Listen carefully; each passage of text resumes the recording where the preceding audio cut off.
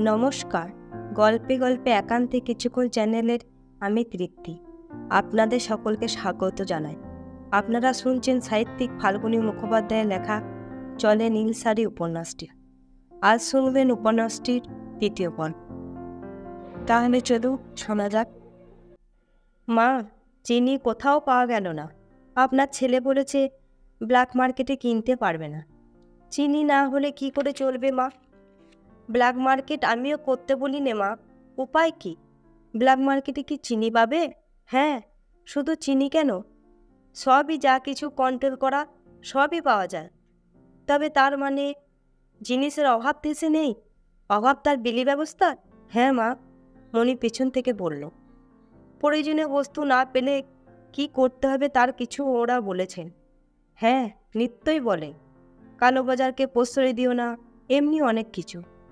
গুড় কিনে আনোগে, যে রাজ্যের যা। গুড়? হ্যাঁ, সেটাও কি কন্ট্রোল নাকি? না, তবে দর অসম্ভব। হোক, যতটা পারিস কেন। তাই করি বলে মনি গেল বাহিরে। মুকুলও চলে এলো। বৃদ্ধা আরও অনেক কিছু হয়তো ভাবতে, কিন্তু ভেবে কি হবে? এ জাতির দুর্গতির বিস্তর বাকি এখনো, বিশেষ করে বাঙালি জাতির। বিস্তর পাপ করেছে বাঙালি, প্রায়শ্চিত্ত করুক আজ। নেতা বিপিনচন্দ্র বহুদিন পূর্বে বলেছিলেন, বাঙালি স্বেচ্ছায় তার নেতৃত্ব ভিন্ন প্রদেশের লোকের হাতে তুলে দিল, এই পথেই তার অপমৃত্যু ঘটবে। কিন্তু বাঙালি সেই বিচক্ষণ নেতার কথা শোনেননি। আজ বাংলা শুধু নেতৃত্বহীন নয়, অনাথ। আর একবার যদি জীবনে দীপ্ত মধ্যাহ্নে ফিরে যেতে পারতেন তিনি। কিন্তু না, ওর পূজা অর্চনাতেই মন দেওয়া উচিত এ বয়সে। ধ্যানে বসলেন। মনটা খারাপ হয়ে গেছে রুচির। কন্ট্রোল করা কয়েকটা মাত্র বস্তু কোনো রকমে সংগ্রহ করা হয়েছে। এ দিয়ে কি লোককে খাওয়ানো চলে? দাদার বিয়ে পর্যন্ত যদি কন্ট্রোল চলতে থাকে, চলবে এ তো জানা কথা। তাহলে বউ ভাত মোটেই জমবে না। তবে বাবা কংগ্রেস সেবক, বৃহত্তম নেতাদের সঙ্গে প্রচুর যোগদান।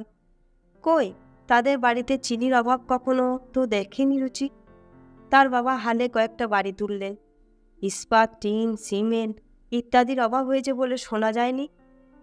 গ্রামের প্রতি জায়গায় বাস্তুহারাতের জন্য যেসব কলোনি হচ্ছে বাবার, তাতেও ওসব জিনিস প্রচুর পৌঁছাচ্ছে। হ্যাঁ, তবে ক্রেতাদের কাছে দামটা বেশি নাকি আদায় করা হয়। বাবা ব্যবসাদার মানুষ, লাভ তো করবেনি। চিনি আমি সের কয়েক আনতে পারতাম বৌদি। পরশু আমাদের বাড়িতে এক বোড়া চিনি এসেছে। কাছে কোনো বাড়িতে ফোন নেই? মাকে বলে দিই, পাঠিয়ে দেবেন।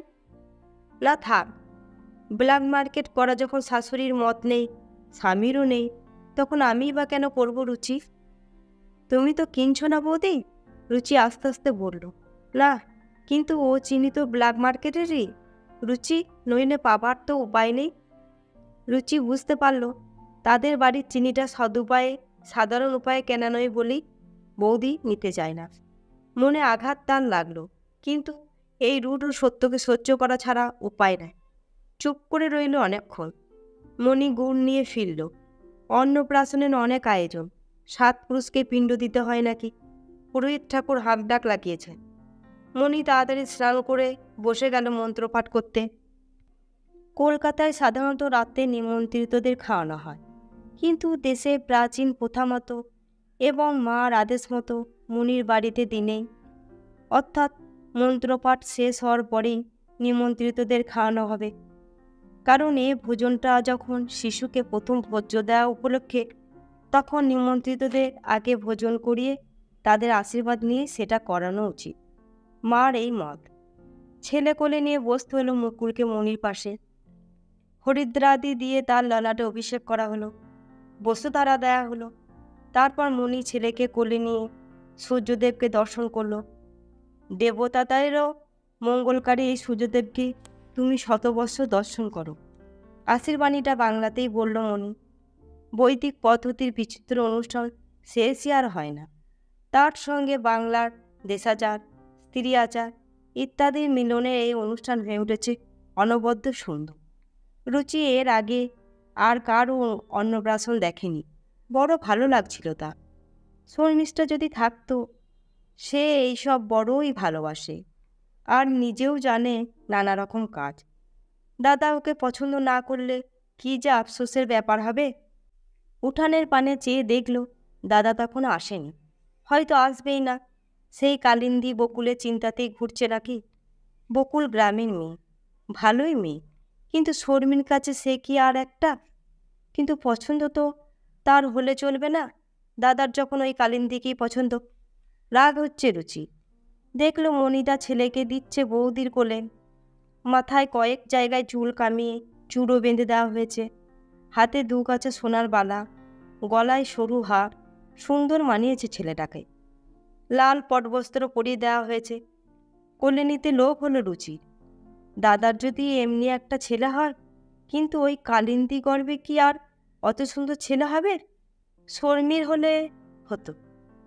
সমস্ত রাগটা গিয়ে পড়েছে দাদারও। কি অদ্ভুত পছন্দ দাদা। বকুল কিন্তু মায়ামিনী মেয়ে বটে। তার অমন দাদাটিকে কি করে অত শীঘ্র সে হাত করেছে ভেবে পেল না রুচি। মাকে সে ওই কথাই জানাবে। বকুলের সঙ্গেই হোক তাহলে দাদার বিয়ে, কি আর করা যাবে। হোক, রুচি কিন্তু তার সঙ্গে বন্ধুত্ব করতে পারবে না। খাওয়া দাওয়া ইত্যাদি চুকে গেল। মুকুল বৌদিকে সে বলল দাদার বোকামির কথাটা। শুনে মুকুল কিছুক্ষণ চুপ করে থেকে হেসে বলল, কালো হলেই মানুষ ভালো হবে না এমন কোনো কথা নেই রুচি। হয়তো বিশেষ কোনো গুণ আছে তার, যার জন্য তোর দাদা মুগ্ধ হয়েছে। ছাই আছে। রুচি আর কিছু বলল না। বাড়ি চলে এলো মার সঙ্গে। তাপস অত সাজ পোশাক করে সকালেই কোথায় বেরিয়েছিল রুচি জানতে পারল না। তাকে মনিদার বাড়ির দরজায় নামিয়ে দিয়ে আবার যে কোথায় গেল সেটাও জানা গেল না। কালিন্দী বকুল তো কলকাতায় নেই, দাদা তাহলে যায় কোথায়? রুচি ভাবল দাদা হয়তো নিজের কাজেই বেরিয়েছিল, কিন্তু নিজের কাজে বেরোবার সময় কোনোদিন অতখানা সাজ পোশাক করে না। ভেবে কোনো কুল কিনারা না পেয়ে রুচি ভাবনা ছেড়েই দিল। যা হয় হোক গে, শর্মিকে দাদা পছন্দ করল না, দাদার অতি বড় দুর্ভাগ্য।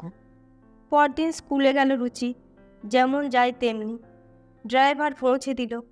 শর্মিষ্ঠারা তখনও আসেনি, ওদের বাস কিছু দেরিতে আসবে। অন্য অনেক মেয়ে ফার্স্ট ট্রিপে এসে গেছে। রুচির দাদা সেদিন এখানে আসবার পূর্বে তাদের ফার্স্ট ট্রিপ বেরিয়ে গিয়েছিল, কাজেই তাপসকে কেউ দেখেনি। ওরা কোনো প্রশ্ন তাই করল না রুচিকে। কিন্তু ওই ট্রিপের সুগন্ধা নামক একটি মেয়ে জানা ছিল যে শর্মিষ্ঠার সঙ্গে রুচির দাদার বিয়ে সম্বন্ধ হচ্ছে। সে এসে বলল রুচিকে, গাড়িতে আসার পথে তোর দাদাকে দেখলাম রুচি, খুব সুন্দর নতুন একখানা গ্রিন রঙের গাড়ি চালাচ্ছেন। এর মধ্যেই শ্বশুরবাড়ির দিকে যেতে শিখেছেন নাকি? যা, কোথায় দেখলি? কোন রাস্তায়? বিবেকানন্দ রোডের ওখানে। ক্রসিংয়ে আমাদের বাস দাঁড়ালো, উনিও দাঁড়ালেন এসে। চমৎকার চেহারা ভাই তোর দাদার, শর্মিষ্ঠার সঙ্গে সুন্দর মানাবে। আগে হোক বিয়ে, তারপর মানাবি। এখন কারো কাছে কথাটা ফাঁস করিস নে গন্ধা। বিয়ের ব্যাপারে অনেক বাধা। বিয়ে যদি নাই হয় লোকের কাছে তখন মুখ দেখাবার উপায় থাকবে না। কেন হবে না? কেন?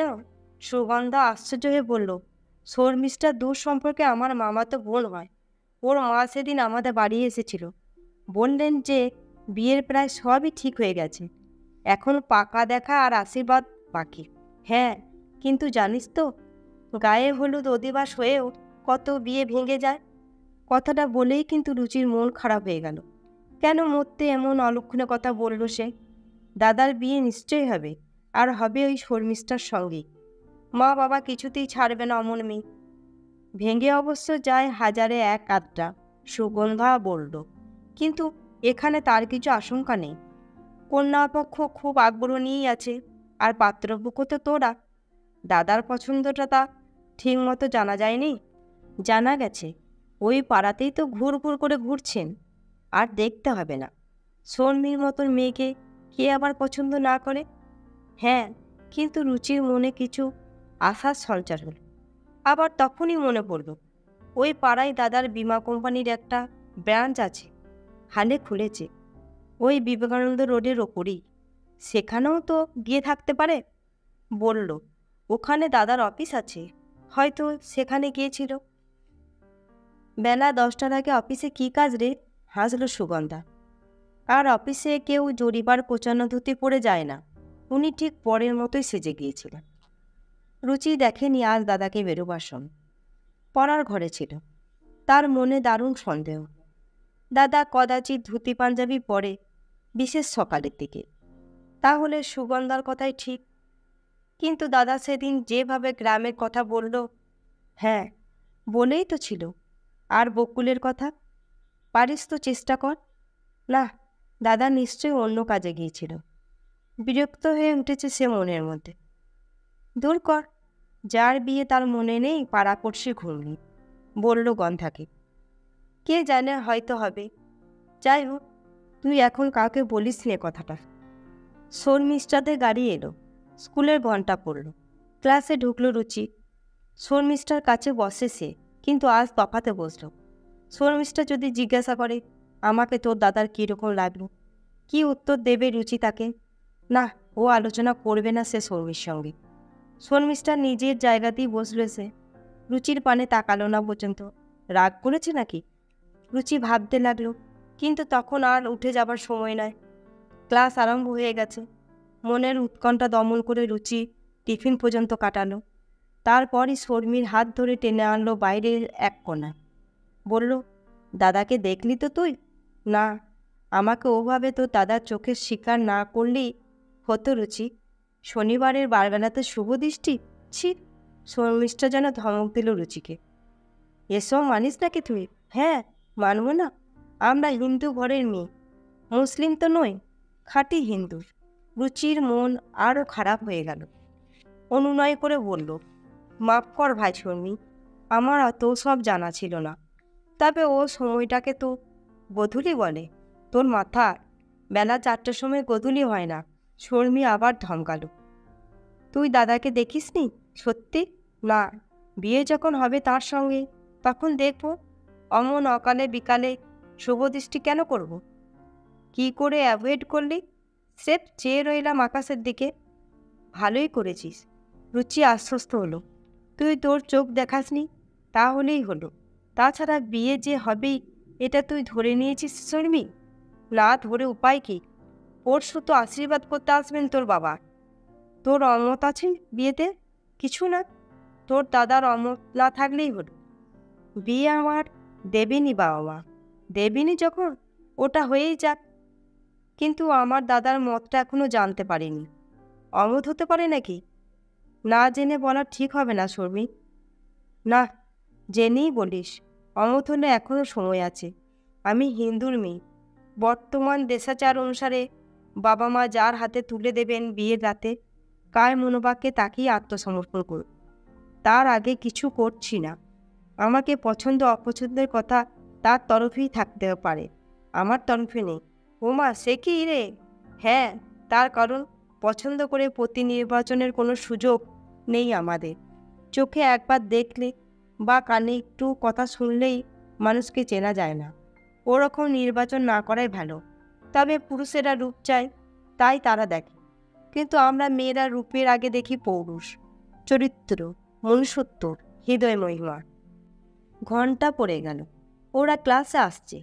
রুচি বলল শর্মিকে, তোর কথা ভালো লাগলো শর্মি। আমার দাদার মত আমি জানব। তারপর বাবাকে বলবো আশীর্বাদ করে আসতে। বাবা আজ ফিরবেন দেশ থেকে। তোকে তিনি বড় বেশি পছন্দ করেছে। কিন্তু ঘর যখন তোকে দাদার সঙ্গেই করতে হবে, তখন তার মতটাই প্রধান। ক্লাসে ঢুকলো ওরা। শর্মিষ্ঠা একটু যেন বিমর্ষ হয়ে রয়েছে। দেখল রুচি। ও হয়তো ভেবে নিয়েছে যে রুচির দাদা তাকে পছন্দ করেন। যে কোনো মেয়ের এতে বিমর্ষ হবার কথা। শর্মির মুখ থেকে রুচির অত্যন্ত মায়া করতে লাগল। মুখে যাই বলো, দাদার মতন বর পাওয়া ভাগ্যের কথা নিশ্চয়ই। শর্মির জন্য এখনও চেষ্টা করবে রুচি। কিন্তু শর্মির মুখ থেকে বোধ হচ্ছে সে অত্যন্ত নিরাশ হয়ে পড়েছে। দাদাটা যে কি, ছি, এমন সুন্দর মেয়ে পছন্দ হলো না। রুচি আর কোনো কথা বলল না শর্মির সঙ্গে। ছুটির পর শর্মিষ্ঠা গাড়ির জন্য অপেক্ষা করতে লাগলো। রুচির বাড়ির গাড়ি অনেক আগেই এসে অপেক্ষা করছে বাইরে। সে ধীরে ধীরে এসে উঠল গাড়িতে। কিন্তু গাড়িতে ড্রাইভার নেই। চেয়ারি নিয়ে বসে আছে দাদা। দাদা, ড্রাইভার কি হলো?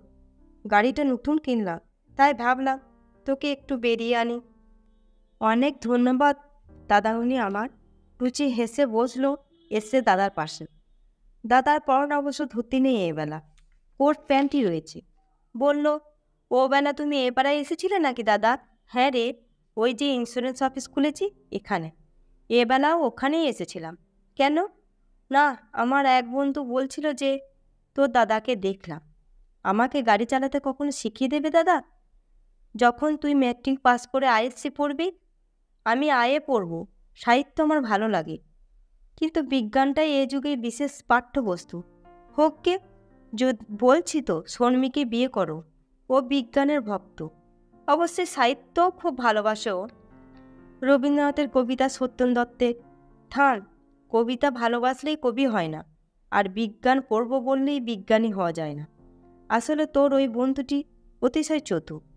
সে জানতে পেরেছে যে আমি বিজ্ঞান ভালোবাসি, তাই ওইসব কথা বলে তোকে ভেজাবার চেষ্টায় আছে। ওটা একটা ফাঁদ। তুমি বলছো কি দাদা? শর্মির মতো মেয়ে ফাঁদ জানে না? তুমি ভুল করছো দাদা, ও সত্যি খুব ভালো মেয়ে। ভালো মেয়ের লক্ষণটা কী রে রুচি? কটা রং আর ককেট্রি সম্বল মেয়েকে তোরা বলিস ভালো মেয়ে? আশ্চর্য, মনির বউয়ের তো দুটোই নেই, কিন্তু সে সত্যি ভালো মেয়ে।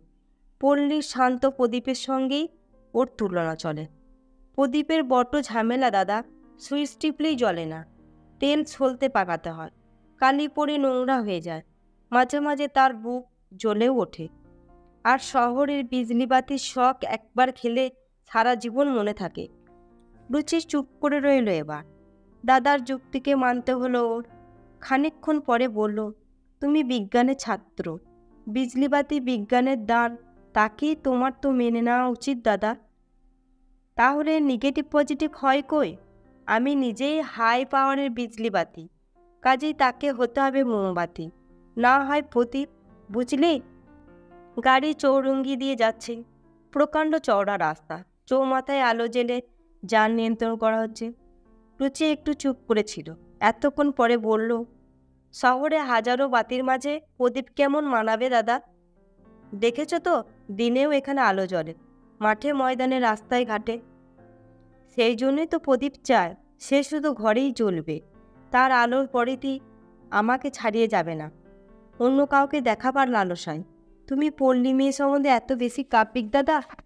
রুচি বিস্মিত হলো। কিন্তু দেখো, দুদিনেই ক্লান্ত হয়ে পড়বে। ওদের কোনো বৈচিত্র্য নেই, দুদিনেই ফুরিয়ে যায়, ঠিক তেল ফুরোনো প্রদীপের মতো। স্বামীকে ওরা ভালোবাসতে পারে, কিন্তু স্বামীর ভালোবাসা আদায় করতে জানে না। এরকম ফিরে আলোচনা নতুন আজ দুই ভাই বোনের। তাপস কিন্তু বিস্মিত হলো একটু বোনের কথা। তক্ষুনি ভাবল যুগের হাওয়া। বলল, শহরে মেয়েরাও জানে না তাদের ভালোবাসা আদায় করার চেষ্টার মূলে আছে পলিসি, পলিটিক্স। সারল্য নেই, নেই মাধুর্য। পণ্ডিত তেল ফোড়ানো প্রদীপের চেয়ে ঢের বেশি পীড়াদায়ক সেটা।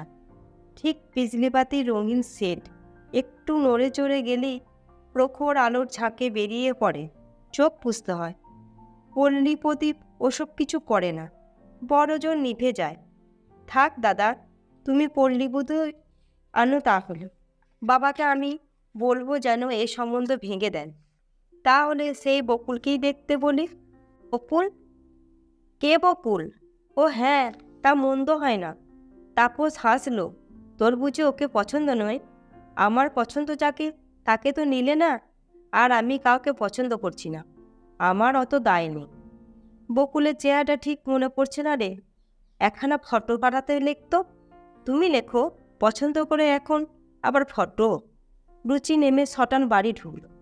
নতুন গাড়িটা দেখতে ভারী সুন্দর, গ্রিন রং, আর গড়নটাও একেবারে নতুন। অকস্মাৎ পুরনো গাড়িটা ছেড়ে নতুন গাড়ি কেন কিনলে দাদা? বাড়ি ফেরার পথে রুচি একথা ভেবেছিল। কিন্তু আর যাই হোক, রুচি এখনও ছেলে মানুষ, তাদের যথেষ্ট টাকা কড়ি আছে এবং ইচ্ছে মতো গাড়ি কিনতে পারে, এটা তার গর্বের বস্তু। অতএব ও কথা নিয়ে সে দাদার সঙ্গে আলোচনা করেন। ওকে নামিয়ে দিয়ে তাপস আবার বেরিয়ে গেল কোথায়। রুচি ওপরে উঠে দেখল মা তার বৈকালিক জলযোগের ব্যবস্থা করছেন। হাত মুখ ধুয়ে খেতে বসল রুচি।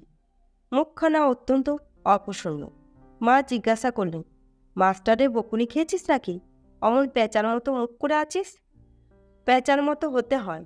দাদা বিয়ে করবে না শর্মিকে, স্পষ্ট জবাব দিল আমায়। কেন? শর্মির মতন মেয়েকে পছন্দ হলো না? না, কি বিয়েই করবে না বলেছে? বিয়ে ঠিকই করবে, তবে গায়ের সেই চৌধুরীদের কালিন্দী মেয়েটাকে। কাকে? বকুলকে? মা বিস্ময়ে অবাক হয়ে চেয়ে রইলেন। হ্যাঁ, পছন্দের তারিফ করতে হয় দাদার। কি গুণে যে দাদার ওকে পছন্দ হলো? সে কি রে? মা কিছুক্ষণ স্তব্ধ হয়ে রইলেন, তারপর বললেন, তোর বাবাকে বল, বিয়ে এবার দিতেই হবে, তা সে যেখানেই হোক। তবে বকুল খুব মন্দ মেয়ে নয় রুচি। তুমি বলছো কি মা? শর্মির সঙ্গে বকুলের তুলনা? তুলনা করছি না। শর্মিকে আমরা চাইছিলাম, কিন্তু ওর যখন বকুলকেই পছন্দ, তখন ওর অমতে তো কিছু হতে পারে না। তোর বাবা খুব নিরাশ হবেন, কিন্তু ছেলের সুখটাই আগে দেখতে হবে। সুখ না হাতে হবে। ওই কালিন্দীটাকে নিয়ে কারো সুখ হয়? দাদার জন্য দুঃখ হচ্ছে আমার। চৌধুরীদের ওই মেয়েটাকে তো তুমি দেখেছো মা। দাদাকে ও কোন গুণে বশ করলো? রুটিতে মাখন মাখাতে জানে না, ও ফ্লাক্স থেকে অবাক হয়ে যায়। শিখিয়ে নিতে হবে মা। তবে অন্য অনেক কাজ জানে। মেয়েটি বেশ লাজুক আর মিষ্টি। তোমার পছন্দ হয়েছে মা? আশ্চর্য! রং ফর্সা নয়, তবে গরম চমৎকার। কলকাতায় কলের জলে রং ফুলবে। মেম সাহেব হয়ে যাবে না মা। অত বিরক্ত হোস নে রুচি। তোর দাদার মতটাই আগে দেখতে হবে। তার পছন্দটাই এক্ষেত্রে সব থেকে মূল্যবান। রুচি আর কিছু বলল না। সে ভেবেছিল মা কখনো ওই গায়ের মেয়েটাকে ছেলের বউ করতে রাজি হবে না, প্রবল আপত্তি করবে। কিন্তু উল্টো হলো, মা নিজেই তো তার জয়গান করছে এখন। শর্মিকে পাবার কোনো আশা নেই। খাওয়া শেষ করে উঠে গেল সে। শর্মি নিশ্চয়ই এতক্ষণ বাড়ি ফিরেছে। রুচি গিয়ে ফোন করলো তাকে। শর্মিষ্ঠা এই মাত্র ফিরেছে, এখনও ওপরে উঠেনি। এই সময় ডাকে কে?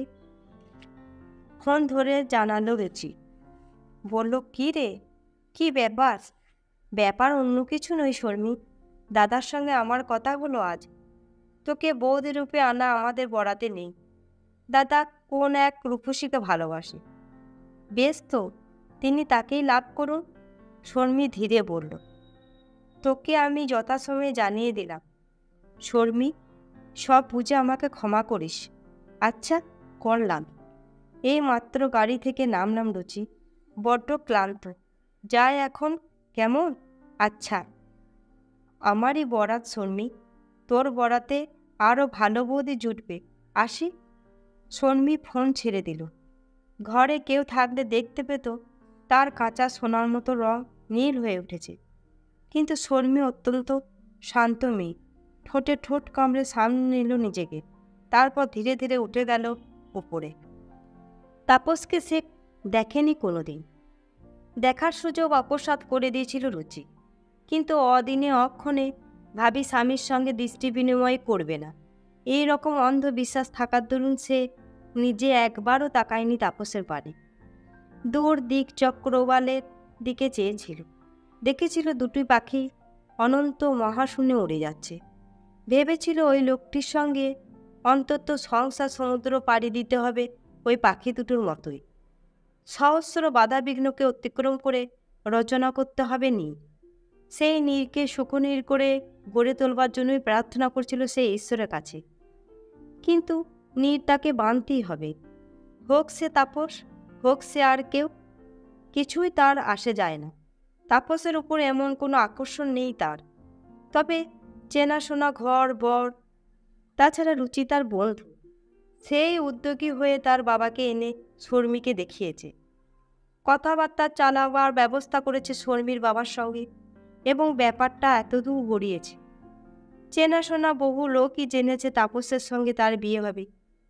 অকস্মাৎ তাপস তাকে অপছন্দ করল কেন? শর্মিষ্ঠা ভাবতে লাগলো গা ধুতে ধুতে। কুরূপা সে নয়, তার রূপের খ্যাতি অসামান্য।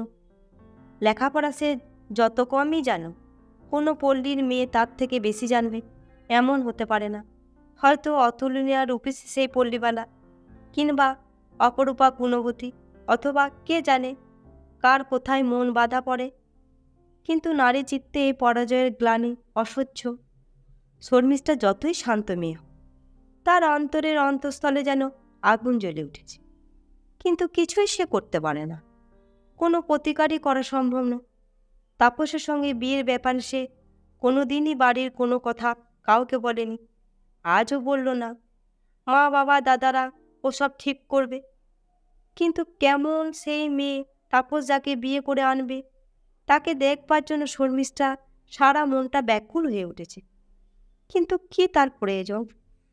তাপস যাকে ইচ্ছে বিয়ে করুক, শর্মিষ্ঠার কি এসে যায়? এত ভেবেও শর্মি মন ঠিক করতে পারল না। কিন্তু ছোট দাদা জামা কাপড় পরছিল। শর্মিষ্ঠা তাকে জিজ্ঞাসা করল, কোথাও বেরুচ্ছ ছোটদা? কেন রে? মাঠে যাচ্ছি। আমায় নিয়ে চলো, অনেকদিন মাঠে যায়নি। বেশ তো, চল। শিগগিরই তৈরি হয়ে নে, তোর যা দেরি হয়। 15 মিনিট বলেই শর্মিষ্ঠা তাড়াতাড়ি তৈরি হতে লাগল। দাদাদের কাছে ওর কোনো আবদারই প্রত্যাখ্যাত হয় না, ও জানে ভালো। আর ছোট ভাই তাকে বেশি সময় পড়ায়, সেজন্য অনেক বেশি কথা তার সঙ্গেই হয় শর্মিষ্ঠা।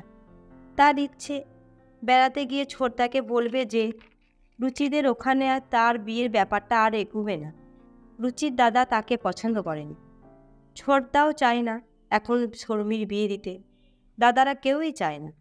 ভালোই হলো, শর্মি এখন ভালো করে পড়াশোনা করতে পারবে। বিয়ের কথা চলার পর থেকে কি জানি কেন পড়াশোনার ব্যাঘাত হচ্ছে তার। কিন্তু 19 বছরের যৌবন আক্রোশে যেন ফুলে উঠতে লাগলো শর্মিষ্ঠার অন্তরে। অপছন্দ করলো তাকে? এতক্ষণে অহংকার কিসের তার? কি এমন উপন্যাসের রাজার দুলাল বর, সে যে শর্মির মতন মেয়েকে। 18 মিনিট হয়ে গেল রে শর্মি, ছোটদা বাইরে থেকে ডাক দিল। যাই দাদা, হয়েছে? শর্মি বলল ভেতর থেকে, কিন্তু হয়নি তখনও তা। তাড়াতাড়ি কোনো কাজ করতে গেলে ভুল হওয়া স্বাভাবিক, বিশেষত শর্মি অত্যন্ত ধীর স্বভাব মেয়ে। প্রসাধনে 2-3টে ভুল হয়ে গেল। বিরক্ত হয়ে শর্মি আবার গোড়া থেকে আরম্ভ করল। দেরি হচ্ছে, হোক। 30 মিনিট হলো শর্মি, ছোটদা আবার বলল। উত্তর দিল না শর্মি, জানে 2 ঘন্টা দেরি হলেও ছোটদা অপেক্ষা করবে। বোনের মনে এতটুকু দুঃখ দেবে না তার দাদারা। প্রায় 40 মিনিট পরে শর্মিষ্ঠা বের হয়ে এলো। ছোটদা দেখে বলল, বা রে, বেশ তো দেখাচ্ছে। চল, কোথায় যাবি? সিনেমা? না, বদ্ধ ঘরে বসে থাকা ভালো লাগে না, মাঠে চলো, বেড়াবো। আয়। বোনকে নিয়ে বেরিয়ে পড়ল ছোটদা। বোনের জন্য বিস্তর অহংকার ওদের। যে দেখে সেই বলে চমৎকার চেহারা, কাদের মেয়ে রে। কিন্তু এরকম মেয়েকে কি নিয়ে আজকালকার দিনে রাস্তায় বেরোনোর বিপদ আছে, বিশেষত ট্রাম বাসে। কিন্তু ছোটদা ব্যায়ামবীর, গায়ে প্রচুর ক্ষমতা, আর তার সাহসও যথেষ্ট। রাস্তায় বিপদ আসতে পারে, তবে সে সবকে ভয় করে না সে। শর্মিকে নিয়ে ট্রাম লাইনের ধারে এসে দাঁড়ালো সে। বিকালবেলা ট্রামে অসম্ভব ভিড়, তিল ধরবার জায়গা নেই। 2খানা ট্রাম চলে গেল। অত ভিড়ে শর্মি উঠতে পারবে না বলায় ছোটদা চেষ্টাই করল না। মোড়ের মাথায় দাঁড়িয়ে রইল ওরা অপেক্ষাকৃত অল্প ভিড়ের ট্রামের জন্য। একখানা গ্রিন রঙের গাড়ি এই একটু মাত্র আগে এই দিকেই পাস করে গিয়েছিল। নতুন গাড়ি, দামিও খুব। শর্মিষ্ঠা দেখল ওই গাড়িটা কিছু দূর গিয়ে মোড় ঘুরিয়ে আবার ফিরে আসছে। গাড়ির চালক একজন যুবক, দেখতে অত্যন্ত সুশ্রী, একাই সে গাড়ির মধ্যে। যাবার সময় সে শর্মির পানে চেয়ে চেয়েই গিয়েছিল, আবার ফেরার পথেও শর্মিকেই দেখতে দেখতে গেল। এরকম ঘটনা নতুন নয় শর্মির কাছে। সুন্দরী মেয়েদের পানে তাকানো জোয়ান ছেলেদের স্বভাব, কিন্তু ওই ছোকরার চাউনিতে যেন কিছু বিশেষত্ব রয়েছে। মরুককে শর্মি গ্রাহ্য করল না। ট্রাম আসছে, যতই ভিড় থাক শর্মি এই ট্রামে উঠবেই।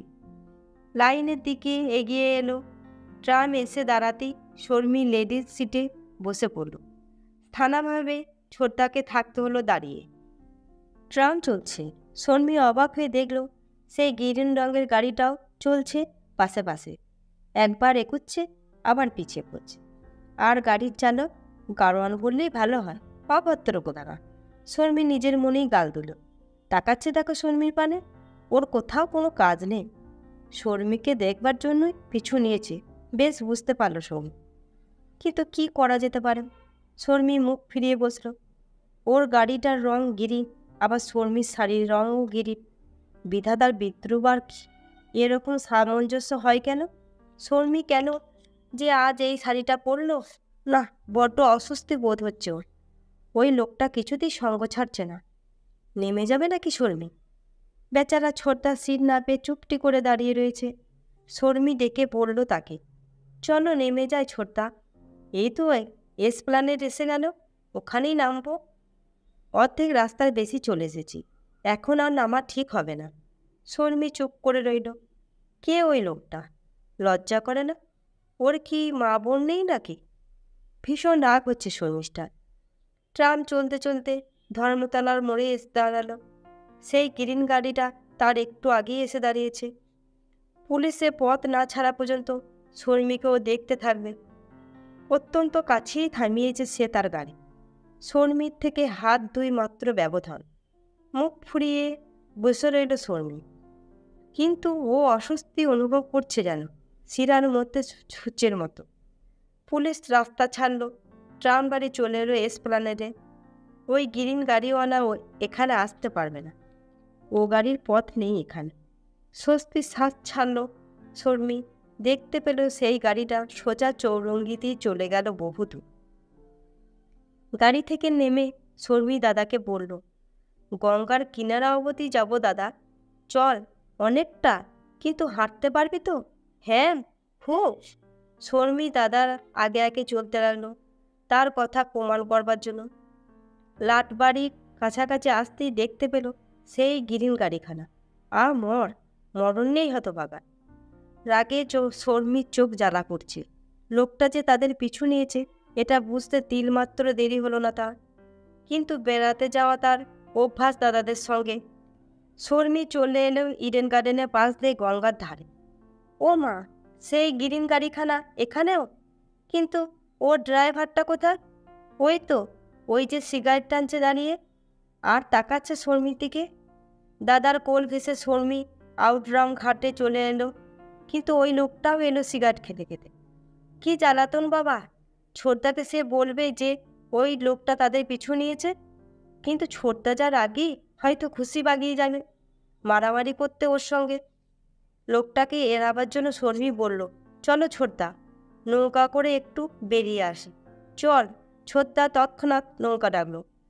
কিন্তু গঙ্গার ঘাটে শেয়ারের নৌকা ভ্রমণের রীতি আছে, অর্থাৎ একখানা নৌকার ভাড়া যদি 1.5 টাকা হয়, আর তাতে যদি 12 জন লোক চড়ে তো প্রত্যেকের ভাগে ভাড়া পড়ে 2 আনা। এই রকমটাই বেশি চল ওখানে। নৌকা আসা মাত্র শর্মিষ্ঠা চড়ে গেল দাদার উঠবার আগে।